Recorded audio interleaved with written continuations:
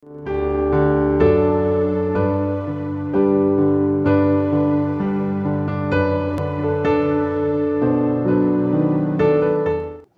Tuhan, salam sejahtera dalam kasih Tuhan kita Yesus Kristus. Pada kesempatan ini lagi kita akan bersama-sama mengikuti ibadah secara online.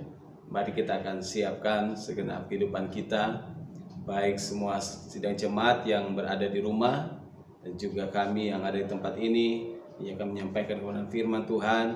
Kita percaya berkat Tuhan yang sentiasa akan menuntun kita. Bahkan firman Allah yang akan selalu memberikan kekuatan bagi kita sebagai umat-umat Tuhan yang hidup di hari-hari ini. Mari kita akan siapkan hati kita akan berdoa bersama-sama. Kita berdoa. Maha besar Engkau Allah Bapa kami dalam kerajaan surga, Allah yang kami sembah dan kami panggil di dalam nama Tuhan Yesus Kristus. Pada kesempatan ini kembali kami datang menghadap hadirat-Mu Tuhan. Kami terus menaikkan syukur atas semua kebaikan Tuhan, pemeliharaan dan perlindungan Tuhan yang senantiasa kami boleh rasakan dan nikmati sampai saat ini. Pada kesempatan ini Tuhan, kami akan sama-sama menikmati berkat firman Tuhan dalam ibadah secara online. Pada saat ini biar kiranya Roh Kudus-Mu yang akan senantiasa menguasai dan memberkati Tuhan persekutuan kami, baik hamba-Mu yang ada di tempat ini maupun Tuhan semua sidang jemaat-Mu, umat-umat-Mu yang menikmati Tuhan pelayanan ini lewat media online yang ada di rumah mereka masing-masing. Karena kami percaya Tuhan, Engkau Allah yang tidak dapat dibatasi, Engkau Allah yang tidak dapat Tuhan dipengaruhi dengan keadaan situasi yang ada. Engkau selalu senantiasa hadir dimanapun kami berada Tuhan. Itu sebabnya Tuhan kami mau terima berkat firman-Mu Tuhan pada kesempatan pada saat ini Tuhan. Biar kiranya kuasa Roh Kudus-Mu mengurapi kami hamba-Mu. Demikian juga Tuhan Engkau mengurapi dan memberkati semua sidang jemaat-Mu yang mendengarkan firman Tuhan pada saat ini. Sehingga kami terus dibawa oleh firman-Mu menuju kepada kehidupan yang lebih indah bersama dengan Engkau Tuhan. Terpujilah nama-Mu Tuhan. Kami sambut firman-Mu Tuhan saat ini hanya di dalam nama Tuhan Yesus Kristus. Haleluya. Amin. Puji Tuhan. Mari langsung saja sidang jemaat Tuhan yang ada di rumah masing-masing, kita akan melihat satu pembacaan dalam kitab Yohanes pasalnya yang ke-7. Dalam Injil Yohanes pasal yang ke-17.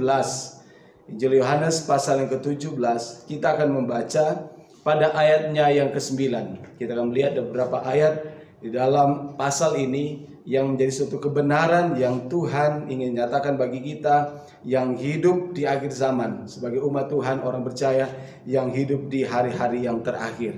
Puji Tuhan. Saya akan bacakan firman Tuhan berbunyi demikian. Yohanes pasal yang ke-9, 17 ayat yang ke-9. Aku berdoa untuk mereka, bukan untuk dunia aku berdoa, tetapi untuk mereka yang telah Engkau berikan kepadaku, sebab mereka adalah milik-Mu.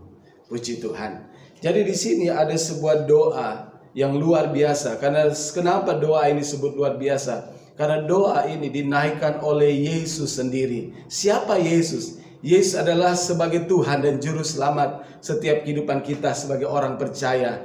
Dan ketika dia berdoa, saya akan percaya doanya itu menjadi doa yang penuh kuasa. Kenapa? Karena dia adalah anak Allah itu sendiri. Yang ketika dia berdoa kepada Bapanya di surga, saya akan percaya setiap doanya itu menjadi sebuah hal yang penting. Dan kita percaya pasti doanya itu akan menjadi sebuah kenyataan.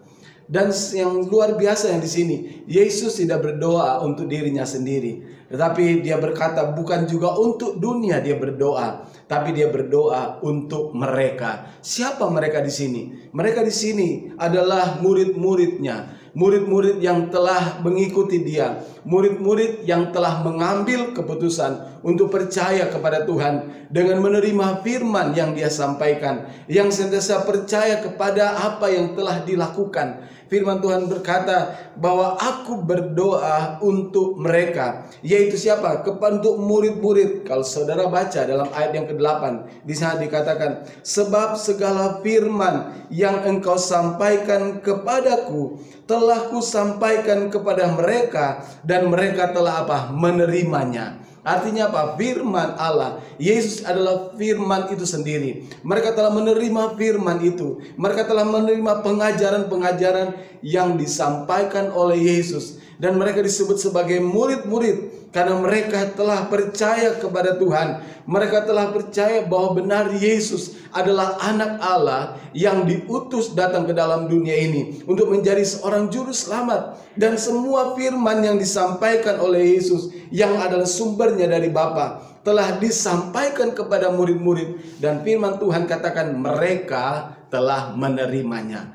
Artinya apa? Setiap orang percaya yang telah menerima firman, yaitu kebenaran Allah itu sendiri sebagai suatu kehendak Allah yang ingin supaya setiap orang percaya hidup di dalam firman itu. Maka ketika kita menerima Yesus, kita percaya, bukan hanya sekedar percaya, tapi dengan segenap hati kita mau selalu berjalan di dalam tuntunan firman Tuhan. Kita mau selalu senang melakukan kehendak Tuhan. Firman Tuhan berkata, mereka yang telah menerima firman Tuhan itu sendiri, maka mereka juga disebut sebagai orang percaya. Dan firman Tuhan berkata, untuk mereka lah Yesus berdoa. Dia berdoa kepada Bapa, dia minta kepada Bapa suatu permohonan doa yang luar biasa, yaitu untuk setiap umat kesayangannya.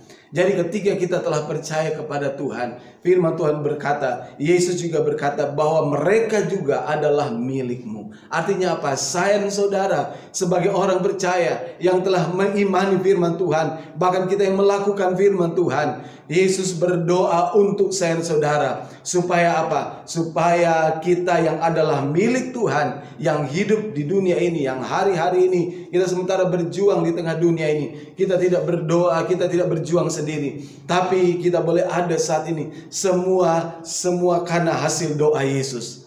Karena kita lihat doanya yang luar biasa untuk saya dan saudara. Ayat yang ke-9 kita lihat bahwa Yesus berdoa kepada Bapa bukan untuk dunia, tapi untuk saya dan saudara. Dia berdoa untuk setiap orang percaya. Dia berdoa untuk setiap murid-muridnya, untuk setiap orang percaya yang mau menjadi muridnya, yang mau mengikut Tuhan, yang mau berjalan bersama dengan Tuhan. Saya ingin percaya sekarang ketika kita telah mengambil keputusan untuk mengikut Tuhan, untuk mempercayakan hidup kita dalam tangan Tuhan, untuk mempercayai firman-Nya, perkataannya, firman Allah ini adalah sumber kehidupan kita, maka firman Tuhan berkata, maka kita menjadi miliknya. Amin. Dalam kitab Yohanes 15, kalau firman-Ku tinggal di dalam kamu dan kamu tinggal dalam aku. Artinya apa? Firman Allah ini yang tinggal dalam kehidupan kita dan kita tinggal dalam firman Tuhan, maka kita menjadi milik Tuhan. Seperti halnya bangsa Israel dipilih oleh Allah untuk menjadi apa? Milik kesayangannya. Sehingga dalam kitab Ulangan dia menjaga umat Israel seperti dia menjaga biji matanya. Demikian juga Allah itu begitu baik. Dia sangat begitu peduli dengan kita. Karena kita adalah miliknya. Dia menjaga kita, dia melindungi kita, bahkan dia memelihara kita seperti biji matanya. Luar biasa. Karena kita adalah umat yang telah dipilih oleh Tuhan, menjadi miliknya, bahkan menjadi umat kesayangannya, menjadi apa? Milik kepunyaannya. Luar biasa. Kita lihat isi doa dari Yesus untuk setiap orang percaya, terlebih kita sebagai anak-anak Tuhan yang hidup di akhir zaman ini. Dan biar kiranya berkat menjadi doa Yesus yang akan diberikan oleh Bapa, karena hasil doa Yesus untuk setiap orang percaya yang hidup di tengah dunia ini. Berkat apa saja yang akan dinikmati oleh setiap kehidupan orang percaya. Dalam ayatnya yang ke-11 kita baca di sana. Ayat yang ke-11. Mulai ayat 10 saja. Dan segala milikku adalah milikmu, dan milikmu adalah milikku, dan aku telah dipermuliakan di dalam mereka. Siapa mereka? Murid-murid. Nama Tuhan, kehidupan Yesus dipermuliakan di dalam kehidupan murid-murid. Demikian juga ketika gereja, ketika kita sebagai umat Tuhan, sebagai umat kesayangannya, menjadi sarana untuk nama Tuhan dimuliakan, maka Tuhan akan berdoa. Tuhan berdoa untuk kita. Dan kita lihat apa menjadi doa Yesus untuk gerejanya yang terus memuliakan Tuhan. Untuk setiap orang percaya yang hidupnya senantiasa memuliakan nama Tuhan. Ayat yang ke-11 bisa dikatakan, dan aku tidak ada lagi di dalam dunia, tetapi mereka masih ada di dalam dunia, Dan aku datang kepadamu, ya Bapa yang kudus, peliharalah mereka dalam namamu, yaitu namamu yang telah engkau berikan kepadaku, supaya mereka menjadi satu sama seperti kita. Peristiwa atau doa ini disampaikan oleh Yesus berapa saat sebelum Yesus ditangkap di Taman Getsemani, sebelum dia menyerahkan dirinya untuk masuk di dalam rencana Allah, yaitu untuk mati di kayu salib. Dan saat-saat yang sudah dekat sebelum dia meninggalkan murid-muridnya, dia tahu bagaimana keadaan situasi dari keadaan murid-muridnya, sehingga dia berdoa kepada Bapa bahwa nanti suatu saat ketika aku telah meninggalkan mereka, aku tidak ada bersama-sama lagi dengan mereka, tapi mereka masih ada di dalam dunia, yaitu murid-murid mereka masih ada dalam dunia. Demikian juga gereja hari ini, kita masih ada dalam dunia. Tetapi luar biasa, Yesus telah berdoa meminta kepada Bapa supaya selama kita masih ada di dalam dunia, Yesus berdoa supaya apa? Dipelihara oleh Tuhan. Firman Tuhan berkata apa? Supaya aku berdoa kepadamu Bapa yang kudus, peliharalah mereka di dalam apa? Dalam namamu. Luar biasa. Kita tahu nama Tuhan, nama Allah, nama yang luar biasa, nama yang telah menyelamatkan. Nama Allah yaitu nama Yehova. Ada Yehova Nisi sebagai Allah panji keselamatan kita. Dia juga adalah Yehova Yire, Allah yang menyediakan apa yang kita perlukan. Dia juga hadir sebagai Yehova Sikenu, dia Allah hakim adil kita. Dia juga hadir sebagai Yehova Shalom, dia Allah sebagai sumber damai sejahtera kita. Dia juga adalah Yehova Jire yang mengadakan, Yehova Rafa, Allah penyembuhku. Jadi kita lihat yang diminta oleh Yesus kepada Bapa sesuai dengan kapasitasnya sebagai Tuhan untuk hadir di tengah umatnya, untuk memberikan semua pemeliharaan. Artinya apa? Segala yang diperlukan bagi kita sebagai orang percaya selama kita masih ada di dunia. Artinya apa? Kalau kita boleh ada sampai saat ini, kita dipelihara oleh Tuhan. Bahkan di masa-masa yang sukar pun saat ini, di hari-hari yang sulit pun, kalau kita masih boleh ada, menikmati segala berkat yang luar biasa, bahkan pemeliharaan Tuhan. Ini semua karena hasil doa Yesus. Karena dia yang minta kepada Bapa ketika dia akan meninggalkan murid-muridnya. Dia tahu bahwa di tengah dunia ini murid-muridnya akan senantiasa mengalami begitu banyak goncangan, mengalami tantangan, mengalami pergumulan yang berat. Karena dia juga tuh merasakan apa yang dirasakan oleh para murid-muridnya. Tapi firman Tuhan berkata di sini, dia telah minta itu kepada Bapa sebelum dia meninggalkan murid-muridnya. Artinya apa? Tuhan tahu segala sesuatu. Dan dia mengerti segala suatu pergumulan yang dihadapi oleh setiap orang percaya. Dia telah minta kepada Bapa selama kita ada di dalam dunia ini. Firman Tuhan berkata di sini, peliharalah mereka di dalam nama. Luar biasa. Jaminan pemeliharaan Tuhan yang Tuhan sediakan bagi saudara. Pemeliharaan Tuhan begitu ajaib bagi setiap kehidupan orang percaya. Itu sebabnya ini adalah hasil dari doa Yesus. Selama kita di dunia, ketika kita hidup di dalam firman, selalu mempercayakan hidup kita kepada Tuhan, maka firman Tuhan berkata, dia yang akan memelihara kehidupan saya saudara. Amin. Puji Tuhan. Hal yang kedua, ayat yang ke-13. Kita baca di sana firman Tuhan berkata demikian. Tetapi sekarang aku datang kepadamu. Kembali Yesus berdoa. Ini doa Yesus untuk setiap orang percaya. Aku mengatakan semuanya ini sementara aku masih ada dalam dunia, supaya genaplah sukacitaku di dalam diri mereka. Puji Tuhan. Apa yang diminta oleh Yesus? Dia tahu bahwa di tengah dunia ini banyak orang yang akan kehilangan sukacita karena beratnya tekanan masalah pergumulan. Dan dia minta kepada Bapa supaya apa? Selama kita orang percaya masih ada dalam dunia, firman Tuhan berkata, penuhilah sukacitaku di dalam mereka. Tuhan tidak minta supaya kita dipenuhi dengan sukacita duniawi, sukacita yang sumbernya dari segala sesuatu yang tampak lahiriah atau apa yang ada dalam dunia ini. Tapi yang diminta oleh Yesus supaya kita dipenuhi dengan sukacita dari Tuhan. luar biasa. Artinya apa? Sukacita yang kekal, sukacita yang abadi, sukacita yang membawa kita untuk menikmati kemuliaan surga. Karena firman Tuhan berkata, penuhilah di sini, biar kiranya mereka dipenuhi dengan sukacitaku. Penuhilah mereka dengan sukacitaku. Penuhilah sukacitaku di dalam mereka. Artinya apa? Sukacita dari Allah, sukacita yang berlimpah-limpah. Sukacita oleh Roh Kudus. Kitab Efesus berkata, hendaklah kamu penuh dengan roh.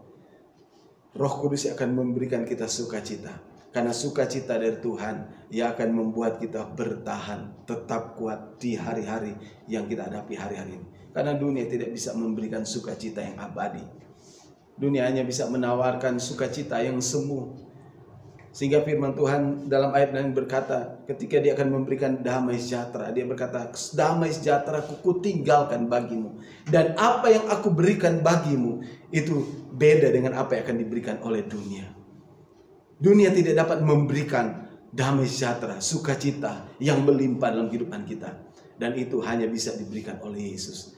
Dan kita lihat kalau kita bisa menikmati sukacita yang luar biasa hari-hari ini. Dan itu karena Tuhan. Yesus yang telah berdoa minta kepada Bapa. Dia berkata apa? Supaya sukacita Tuhan, sukacita Allah itu penuh dalam setiap kehidupan orang percaya.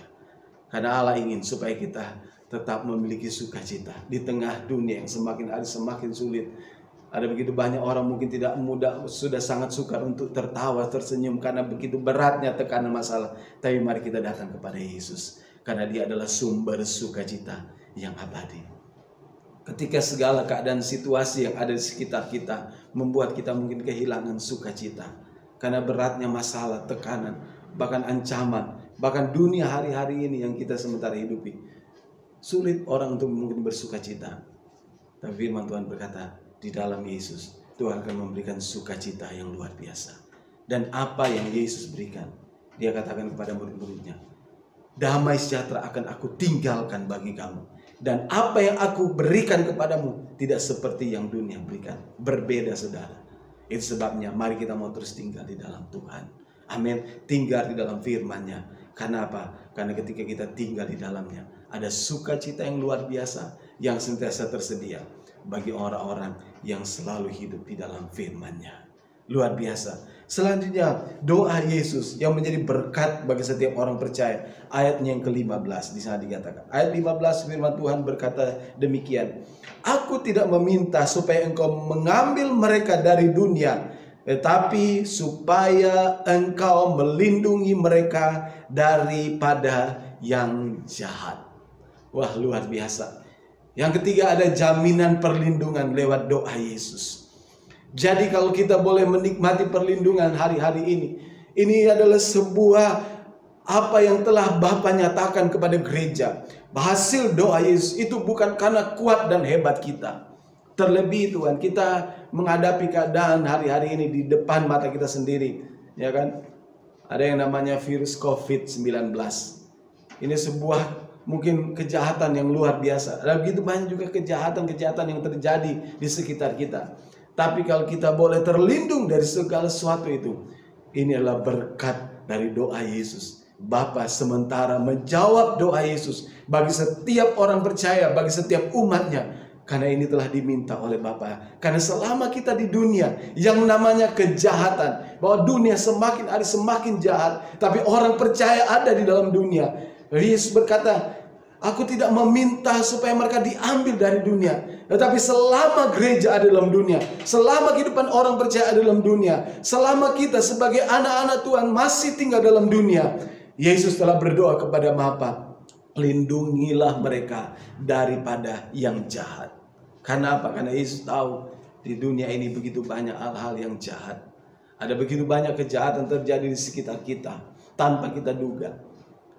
Tapi Tuhan telah tahu hal ini akan terjadi. Itu sebabnya Dia telah berdoa dan meminta supaya setiap orang percaya selalu akan dilindungi dari setiap yang jahat. Amin. Luar biasa. Hari-hari ini kejahatan terjadi, merajalela terjadi. Tapi kita selalu bersyukur karena kita punya Tuhan yang luar biasa.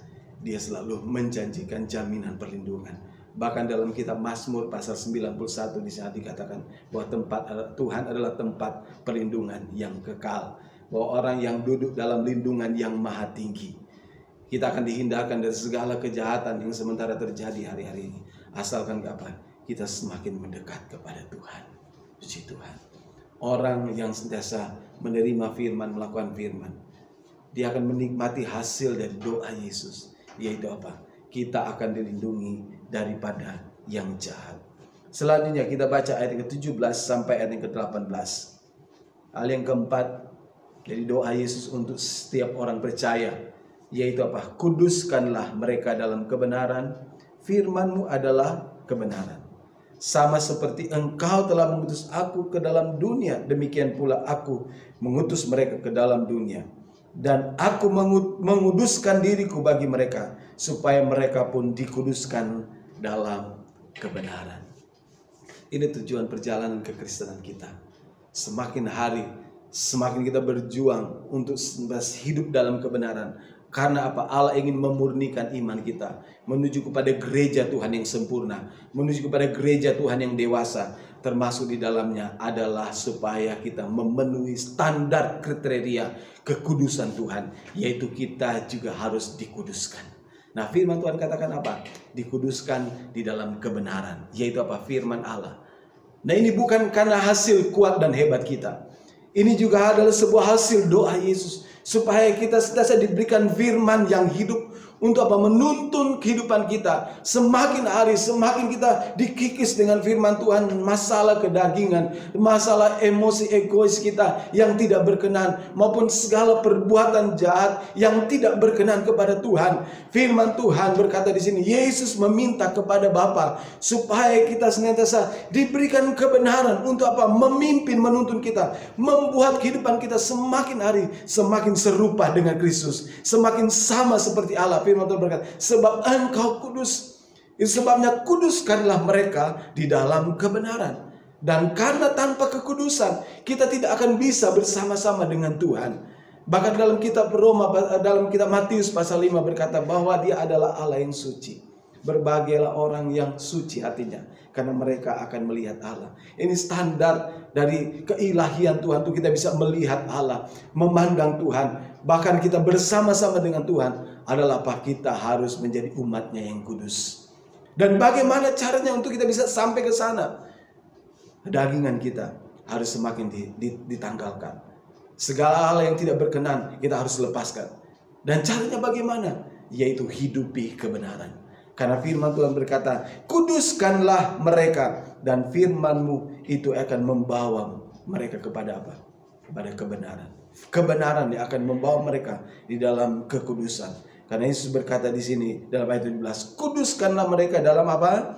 Kebenaran. Karena firman-Mu adalah kebenaran. Tidak ada cara lain, hanya firman Allah. Itu sebabnya dalam kitab Mazmur 119 di sana dikatakan, Mazmur berkatakan, dengan apakah seorang dapat mempertahankan kelakuannya bersih di hadapan Tuhan, untuk kita berkenan kepada Tuhan, selain menjaganya sesuai dengan firman-Nya. Itu sebabnya hari-hari ini kita selalu perlu firman, karena firman Allah ini yang diberikan oleh Tuhan untuk menuntun setiap kehidupan kita menuju kepada standar kekudusan Tuhan. Sehingga kita boleh berlayak untuk menghadap Tuhan, untuk kita selalu ada di hadapan hadirat Tuhan.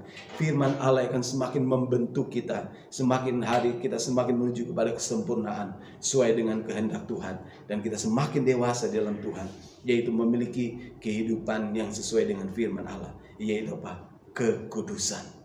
Baik kekudusan dalam perkataan, kekudusan dalam penglihatan kita, kekudusan dalam pendengaran kita, kekudusan hati dan pikiran kita. Setiap area, setiap seluruh kehidupan kita akan dikuduskan sesuai dengan firman Allah, sesuai dengan kebenaran. Itu sebabnya izinkanlah firman Tuhan senantiasa terus datang dalam kehidupan kita, membentuk kehidupan kita menjadi pribadi-pribadi yang sesuai dengan kehendaknya, sehingga kita akan melihat pertolongan Tuhan yang luar biasa. Karena firman Tuhan berkata, kalau kita memiliki hati yang suci, hati yang benar, kehidupan yang benar, kehidupan yang kudus, kita akan melihat Allah di dalam setiap kehidupan kita.